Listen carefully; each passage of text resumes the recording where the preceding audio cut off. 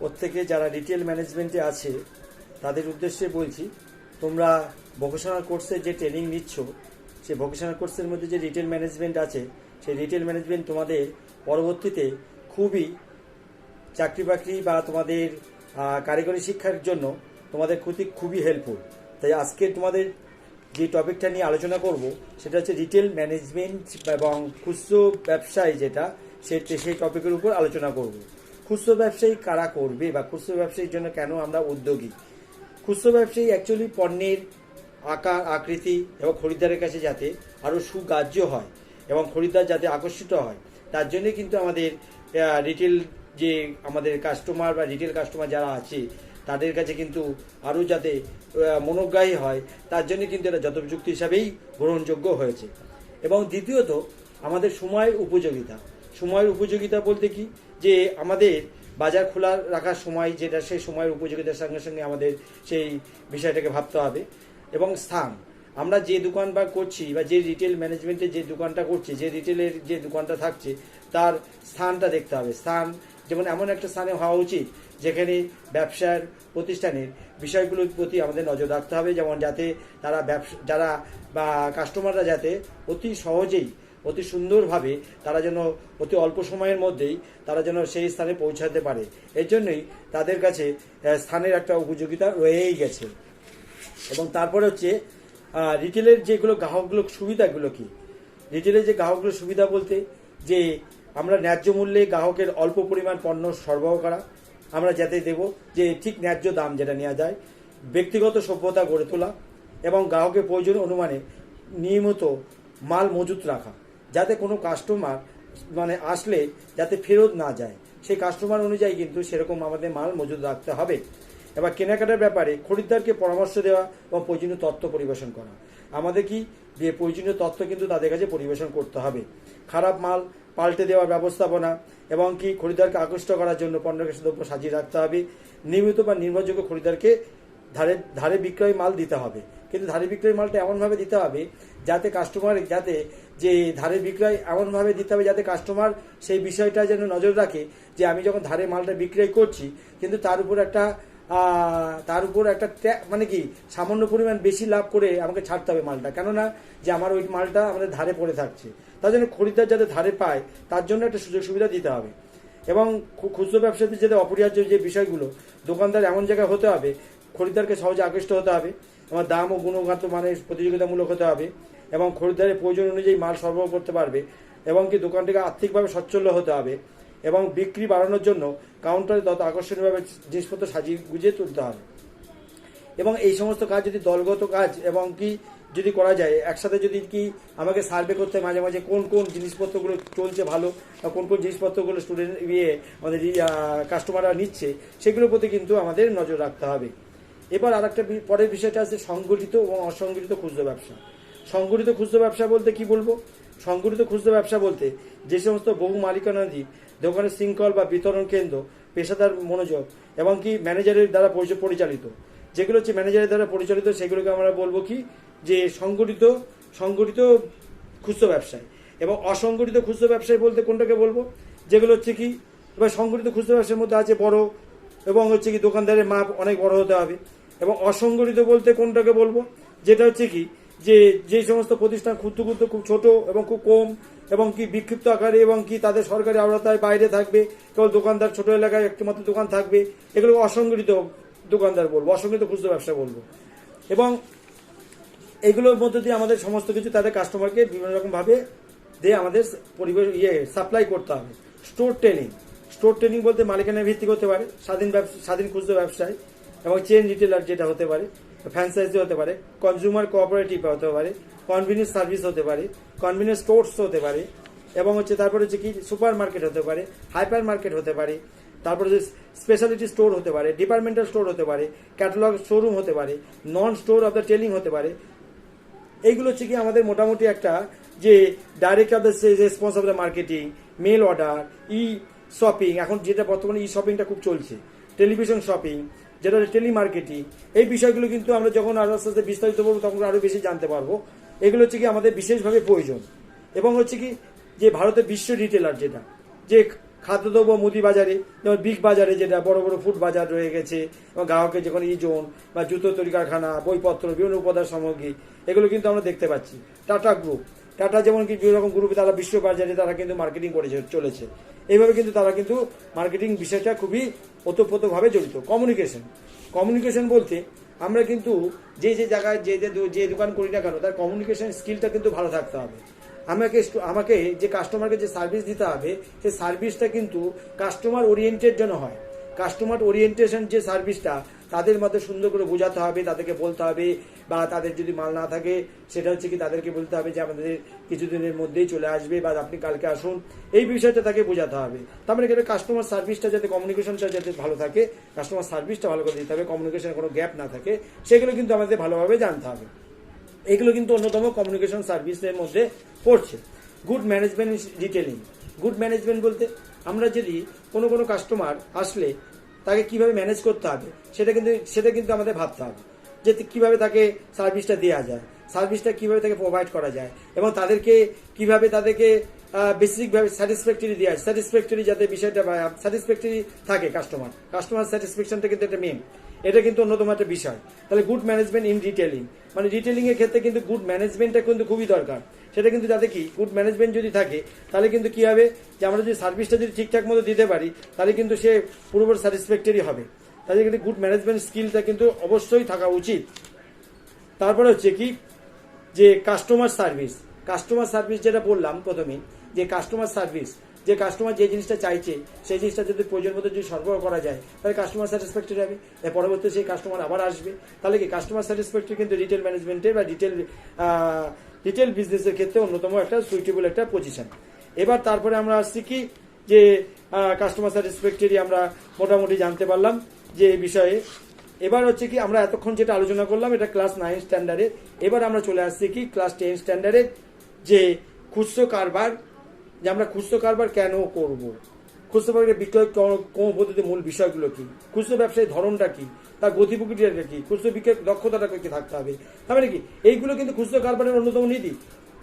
তার কর্মপদ্ধতি কিরকম হবে, যে কিভাবে সে কাজটাকে চালাবে, কিভাবে তার কাস্টমারকে স্যাটিসফ্যাক্টরি রাখবে, তাই সেই বিষয়গুলো কিন্তু তাদেরকে বিষয়ে মদত দিতে হবে।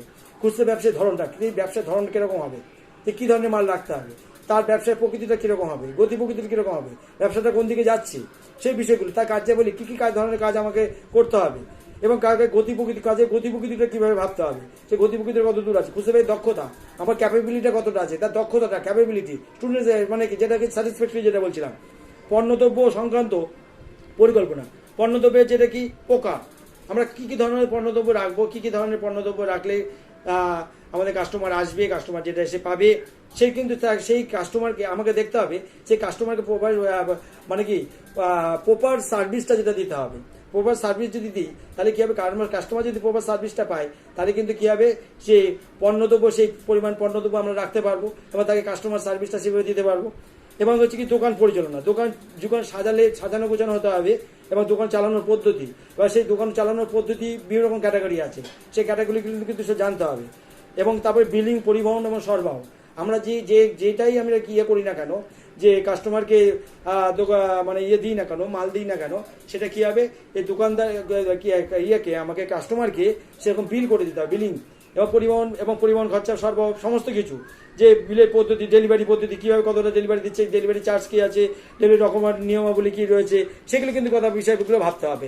খুচরো প্রতিষ্ঠানের ক্ষেত্রে আমাদের সুরক্ষার নির্দিষ্ট স্থান, আমরা দেখতে হবে যে নিরাপত্তা, আমরা যে জায়গায় দোকানটা করছি সেই দোকানের স্থানটা বা তার নিরাপত্তাযুক্ত ব্যবস্থা পরিচালনা, খুচরো ব্যবসায় গৃহস্থলীর তত্ত্বাবধান, এবং সেখানকার কি খুচরো ব্যবসা প্রতিষ্ঠানের সুরক্ষার নির্দিষ্ট স্থান, কিভাবে সুরক্ষা রাখা যায়, তার নিরাপত্তা কতটা রয়েছে, গৃহস্থালীতে জিনিসপত্র পরিচালনা কি, এবং কি পদ্ধতিতে পরিচালনা করতে হবে, সেগুলো কিন্তু টোটালটাই আমাকে জানতে হবে।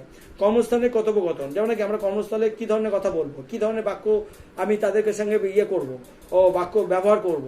তার মানে কি একটা কাস্টমার যদি আসে, সেই কাস্টমারকে যদি আমি সুন্দর করে বোঝাতে পারি, আমাদের মানে কি সেই কাস্টমার যাতে সেই কথাটা শুনে যাতে সে বুঝতে পারে, না ভাষাটা খুব সুন্দর, মানে কাস্টমারকে স্যাটিসফ্যাক্টরি ল্যাঙ্গুয়েজ আমাকে ইউজ করতে হবে। এবং কি কমিউনিকেশন রূপ পদ্ধতি, কমিউনিকেশন বলতে আমরা যে কমিউনিকেশন, ওয়েল কমিউনিকেশন, যেমন আপনাকে single way communication, two way communication, multi way communication, যে কমিউনিকেশনে যাতে গ্যাপ না থাকে সেগুলো কিন্তু জানতে হবে। আগে কিন্তু কমিউনিকেশন নিয়ে আমরা বলেছি আগে, যে কমিউনিকেশন কথা কখনের মাধ্যম, বা উপকরণ, যোগাযোগ ব্যবস্থা প্রতিবন্ধকতা, যেমন আমরা যেখানে আমরা ব্যবসাটা করব সেই যোগাযোগ ব্যবস্থার জন্য কোনো প্রতিবন্ধকতা না থাকে। যদি কাস্টমার যদি অনেক দূরে সার্ভিস দূরে যদি হয়, তাকে প্রয়োজন বিশেষে কীভাবে কি যাবে বা আসবে, তার কাস্টমার সার্ভিসটা যেটা, সেই কাস্টমার সার্ভিসটা দিতে হবে। এবং কি যেমন যদি কোনো মাল যাদের কাছে স্টোর করে নিয়ে যাচ্ছে, তার জন্য যে যা যা কিছু যানবাহন পরিচালনা, যানবাহন যে যোগাযোগ যে ব্যবস্থা, তার জন্য যা যা কিছু দরকার সেগুলো রিকোয়ারমেন্টগুলো তাদেরকে সার্ভিস হিসেবে দিতে হবে।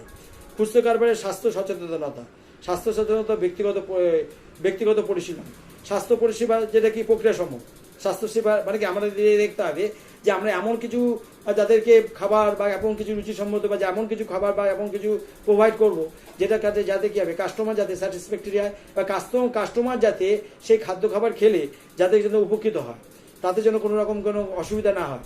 এবং কি সেই খুচরো কারবারের মধ্যে সেটা কিন্তু তার স্বাস্থ্য সচেতনতা থাকতে হবে। ব্যক্তিগত পরিশীলন বলতে সেই ব্যক্তিগত পরিশীলনের একটা অন্যতম একটা পরিবর্তন কৌশল, সেই কৌশলগুলো কিন্তু জানতে হবে। সেই খুচরো ব্যবসায় কিন্তু এটাই কিন্তু অন্যতম নীতি। খুচরো ব্যবসায় স্বাস্থ্য সচেতনতা কিন্তু একটা অন্যতম একটা মাধ্যম, বা ব্যক্তিগত পরিশীলন অন্যতম একটা মাধ্যম। এগুলো কিন্তু যদি আমরা ঠিকভাবে সার্ভিস বা এগুলো ঠিকভাবে আমরা যদি তাদেরকে বোঝাতে পারি, ঠিকভাবে বলতে পারি, তাহলে কিন্তু সেই আমাদের কি খুচরো কারবারের ক্ষেত্রে তাদেরকে পরিষেবাটা দেওয়া যথোপযুক্ত হবে। এবং কি আরও কিছু বললাম যেটা যে খুচরো ব্যবসা করলেই হলো না, ব্যবসার মধ্যে দিয়ে বিভিন্ন রকম কর্মপদ্ধতি, যে আমরা তাদেরকে কিভাবে দেবো, খুচরো যদি কোনো কাস্টমার আসে তাকে আমরা কিভাবে সার্ভিস দেবো, বা তাকে ন্যায্য মূল্য, তাকে হচ্ছে উপযুক্ত পরিষেবা, যদি এগুলো সব ঠিকঠাকভাবে দিতে পারি, তাদেরকে ব্যবসায় গতি প্রকৃতি, তাদের ব্যবসাকে ঠিক কীভাবে যাচ্ছে, কোন দিকে ট্রেন যাচ্ছে, সেগুলো সম্পর্কে তাদেরকে ওয়াকিবহল করে দিতে হবে। এবং পণ্যের মান, গুণগত মান, আমরা এই পণ্য আছে, এই পণ্যের গুণগত মান খুব ভালো, এই পণ্যটা যদি মানে কি এই পণ্যটা গুণগত মান খুব একটা ভালো না, আপনি এই পণ্যটা নিন, সেই মানে কি তাকে আমাকে বোঝাতে হবে যে আপনি যে পণ্যটা নিয়ে আছেন, কেননা সেই কাস্টমার তো আবার আসবে, এসে নিশ্চয়ই একটা ফিডব্যাক দেবে। তার জন্যই আমাকে দ্রব্য সম্পর্কে আমাকে বোঝাতে হবে, দ্রব্যটা সম্পর্কে বলতে হবে যে এই দ্রব্যটা আমাদের মার্কেটে খুব ভালো চলছে, এবং কি এটা স্বাস্থ্যসম্মত, এবং হচ্ছে কি যেটা হচ্ছে কি যে কাস্টমারকে যাতে এমন করে সার্ভিসটা দিতে হবে যাতে কাস্টমার যাতে সেটাকে থেকে পেয়ে যেন খুবই মানে বুঝতে পারে না ঠিকঠাক সার্ভিসটা ঠিক আছে। এবং হচ্ছে দোকানের পরিচালনা, যে আমাকে দোকানটা ঠিক একভাবে পরিচালনা করতে হবে, দোকানটা পরিচালনার মাধ্যমে যে যাতে দোকানটা যাতে মানে যে কাস্টমার এসে সেই কাস্টমার যে এসে যেন খুবই আনন্দিত পায়, এবার পরবর্তীতে সেই কাস্টমার যেন এসে বলে যে না আপনার সার্ভিসটা ঠিক আছে। এই সার্ভিসের মধ্য দিয়ে আমাদের কিন্তু কাস্টমার কিন্তু সেই বিষয়টা খুবই উপকৃত হবে। তাহলে কি হবে যে আমি যদি স্টোর রক্ষণাবেক্ষণ বলতে আমি যদি পণ্যদ্রব্যগুলো স্টোর করে রাখতে পারি, এবং কি যে কোনো কাস্টমার আসার পরে যদি দেখতে যে এই মালটা স্টোরে আছে, তাহলে কি হবে কাস্টমার যদি সেই সময় পায় তাহলে বুঝবে না এর কাছে সমস্ত কিছু মাল পাওয়া যায়, তাহলে কি সেই কাস্টমার নিশ্চয়ই পরবর্তীতে আবার আসবে। তার মানে কি, তারপরে বোঝা যাচ্ছে যে আমরা তাদের কাছে স্টোর পরিষেবাটা সুন্দর করে দিতে পারি, তাহলে কিন্তু তাদের কি স্টোর পরিষেবা যদি তাদেরকে পণ্য দ্রব্য সামগ্রীগুলো আমরা ঠিকঠাক মতো যদি পরিষেবা তাদেরকে দিতে পারি, সেই কাস্টমার কিন্তু কখনোই কোনো জায়গা থেকে ফেরত যেতে পারে না। তাই খুচরো ব্যবসায়ী যারা আমরা এই রিটেল ম্যানেজমেন্ট নিয়ে পড়াশোনা করছি, বা রিটেল বিজনেস নিয়ে যেটা আমরা পরবর্তীতে আমাদের একটা প্রফেশনের ক্ষেত্রে যে রিটেল ম্যানেজমেন্টটা খুবই হেল্পফুল হবে, তা অন্যদের থেকে যারা রিটেল ম্যানেজমেন্ট নিয়ে বা যারা ব্যবসার দিকে যেতে চায়, বা যারা রিটেল ম্যানেজমেন্ট পরবর্তীতে ব্যবসা ক্ষেত্রে ছাড়াও অন্যদিকে যাতে হেল্পফুল হয়, তার জন্য রিটেল ম্যানেজমেন্টটা যে সাবজেক্ট যারা নিয়েছো তাদের পক্ষে খুবই হেল্পফুল হবে।